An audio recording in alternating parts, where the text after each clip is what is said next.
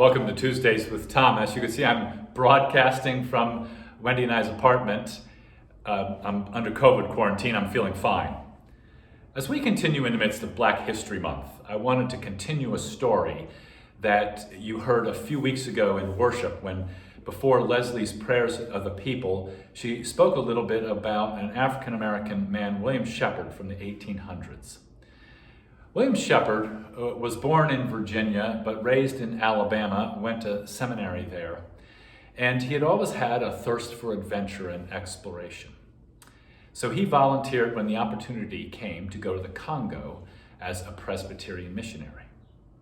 The church sent him along with a white man, Lapsley, and the two of them formed a deep friendship as they traveled thousands of miles on Congo rivers, confronting pythons, cannibal tribes, and more dangers.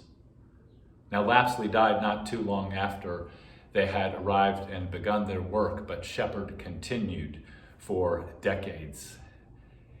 In his sorrow, he continued to explore the rivers, and he discovered a kingdom never before seen by the Western world, the Kuba Kingdom in the Congo, and as a result, he was inducted into the Royal Geographic Institute and had tea with the Queen. The Queen's cousin was King Leopold II of Belgium. And he was a horrible man.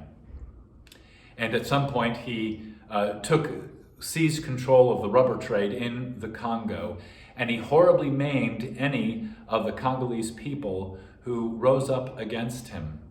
Shepard bravely and courageously captured this all on a Kodak camera. It led to the first human rights trial at that time in the history of the world, and eventually led to the deposing of Leopold's power in the Congo. He is a true American hero. He met 4 U.S. presidents. He spoke at black and white churches, was an adventurer, an explorer, an art collector.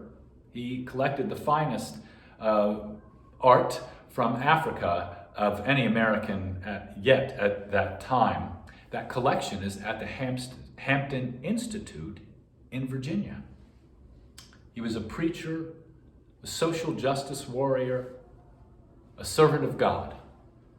And if you want to read more about this incredible man and his incredible story, the book is called Among Kings: The Amazing Adventures of the Congo's African-American Livingstone and the Courageous People Who Toppled King Leopold II.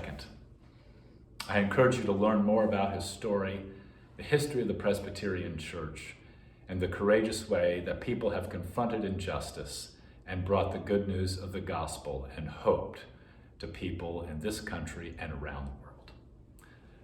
Blessings and peace be with you.